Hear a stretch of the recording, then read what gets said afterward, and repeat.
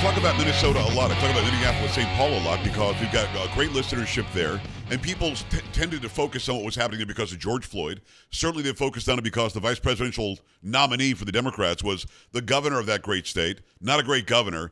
Doug Wardlow ran for attorney general. He's a great attorney from the great state of Minnesota. Friend of ours. Doug, first of all, good to see you again. How you doing?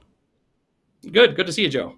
Since we started talking probably 4 or 5 years ago, has Minnesota woken up at all? Have the Minnesotans, again, very nice people, too nice, I think, have they woken up to the fact that like 2 counties in your state are running everything and you've got a real loser as the governor? Are things getting better in Minnesota? Do we have a chance in the midterm to see things start to turn around and maybe get a new governor in there too?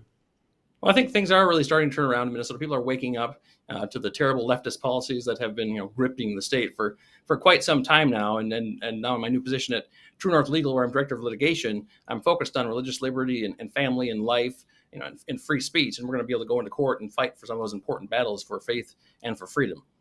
Is there a reason, and again, it is truenorthlegal.org is the website, truenorthlegal.org. He's the director of litigation. It's Doug Wardlow. Why is there this push in Minnesota for gender ideology to be included in everything, to push pronouns on people in public school, to say that parents shouldn't really be involved in the decisions that are being made by their kids in school? What is that about, Doug? In your heart of hearts, why does the left, the far left-wing progressive left, led by people like Tim Walz, why do they want this? Well, I think that the far left progressives, Tim Walz, others, but just leftists in general, they want to have government controlling everyone, controlling what people think, and they want divisions in society. And one way to do that is to undermine traditional religious values and to undermine the family. And that's why they've been pushing so hard to indoctrinate kids essentially into gender ideology. It's really quite terrible. Well, what are these health education standards that how do they include gender ideology? Because again, health is health, biology is biology. You're a man, I'm a man. If we get sick, we go to somebody. If it's a man thing, we go see a person who understands that part of our bodies. If it's a female, she'll go to some gynecologist or something that understands those parts of the body. How exactly can health be twisted by gender ideology when biology is biology? I don't get it. It's really quite remarkable what they're doing. So the radical leftists over at the Minnesota Department of Education, they're putting forward these new K through 12 sexual health education standards and benchmarks, and they're just packed with gender ideology. And it's pretty clear that it's not an effort to educate kids at all. It's really just an illegal and unconstitutional attempt to indoctrinate Minnesotans' children. Requiring third graders, for example, to define gender identity and expression. I mean, these are 8-year-olds. Requiring fifth graders to describe the differences between sexual orientation and gender identity and gender expression. These things are not just wildly inappropriate, age inappropriate, just inappropriate as well, but It's also just teaching ideology, not objective facts. And these are hotly debated ideological concepts that don't match biological reality, and they're at odds with the values of thousands upon thousands and thousands of Minnesota families, and that creates a big problem. It violates Minnesota law because Minnesota law requires that health education standards be objective and also grade level appropriate. But this isn't objective. This is just indoctrination, ideological indoctrination. And also we've got the First Amendment, which protects the rights of parents to direct the religious upbringing of their kids and protects the rights of parents and kids to the free exercise of religion. Well, but now the Department of Education, through these comprehensive sexual health benchmarks that are pushing gender ideology, they're forcing parents to basically choose either between their deeply held religious beliefs on one hand or going to private school to protect their kids from indoctrination. That's a burden on free exercise that the First Amendment does not allow. It's Doug Wardlow, Director of Litigation, True North Legal. Go to truenorthlegal.org, truenorthlegal.org. It's also very interesting to me. So you're right. If the parents don't like it, their only recourse is to put their kids in private school, which costs them more money. Their property taxes are still going to go to public schools. I would imagine there's not school choice in Minnesota. So they're going to be paying double just to get their kids away from some strange, outlandish ideology being pushed upon them. Do the parents not have any say at the school board meetings and any say to what the curriculum is? Is it just a bunch of left-wing dorks that are running the Department of Education inside of Minnesota? Who's deciding this? Is it the legislature? Is it Walz? Is it a school board? Who's deciding this, and what's the recourse?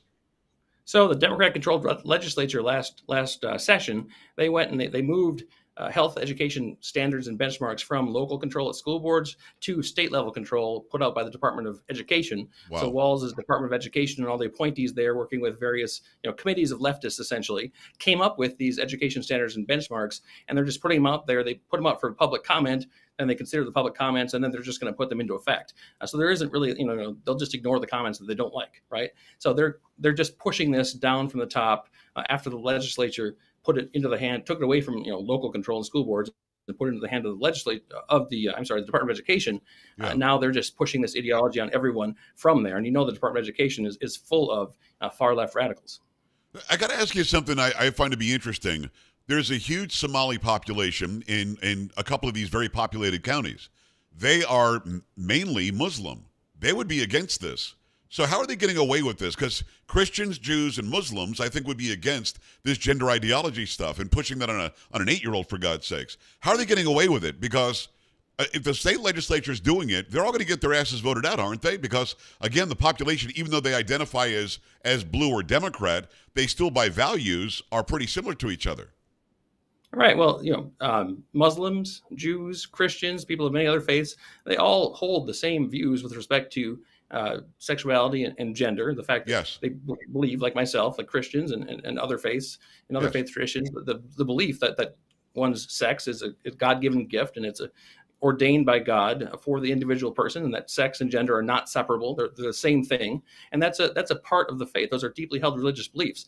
And so, yes, Muslims, Jews, Christians are all offended by these ideas. And the way they're getting away with this is they're doing it through rulemaking. They're doing it through not through legislation where the people have a say in it, but rather through rulemaking where the bureaucrats, kind of the deep state problem right here in Minnesota, the bureaucrats are just pushing this forward. And it's interesting that they pushed forward the draft of these rules in the middle of the summer, basically over July 4th, when no one's paying attention to politics, right? So they're doing it under cover of night or under cover of summer and hoping no one notices. And it's really quite objectionable.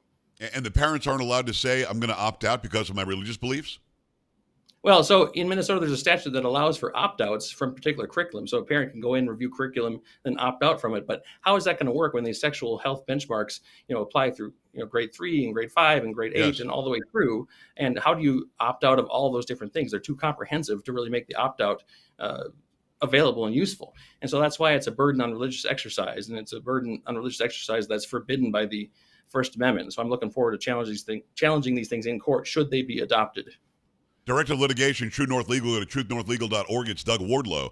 So where is the process right now? So they haven't been adopted yet because school isn't in yet, but the rules have already been made. Are they going to adopt them at the beginning of the school year? And then at that point, you can say, well, the Minnesotans that have to go to public school or that are paying for public school are being aggrieved.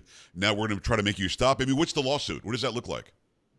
Well, so they're a little bit ways away from being finally adopted. Right now, they're in the second draft, and they're approaching the third draft stage. They took public comments on the benchmarks and the standards. Now they're going to come out with the new draft of them shortly, probably in the fall. And then there will be another comment period in 2026. And I'm thinking, we're not sure, but they'll probably adopt them the school year after that, Wow. most likely.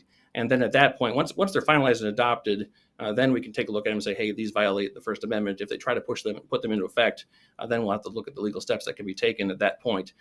So it's important right now that people voice their concerns to the Department of Education and stay abreast of this issue. And then, if it does get adopted, then litigation will surely follow. Are a lot of people learning about it right now just from you and me, Doug? Is the populace of Minnesota aware that this happened over the 4th of July weekend? I think very few people are aware of this. This is going on at all. So I think, yes, we're educating a lot of folks right now about what is going on and what the Department of Education and the leftists there are doing to education here in Minnesota.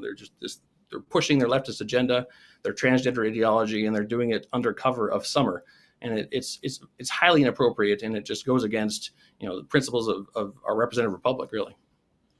People around the country watching and listening are upset by this, I'm sure. In Minnesota, can they take action? They now know about it. What can they do? Get a hold of their local school board, send letters and phone calls to the legislators? What can they do to step in and say, hey, we're not okay with this?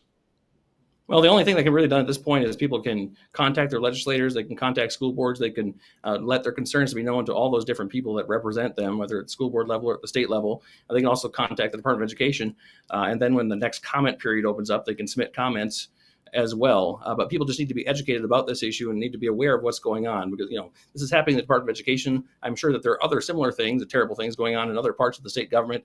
We just have a deep state problem here in Minnesota, like we do in many other states and like we do federally, where bureaucrats, unelected bureaucrats, are put into important roles, and they bring their ideology with them, and then they see fit to push that out onto everyone. And in the Department of Education, it's particularly troubling when they do that, because it's upending the right of parents to instill their religious values in their children. That's really Right. not okay. Minnesotans need to be able to, parents need to be able to instill their religious values in their kids without interference from the state.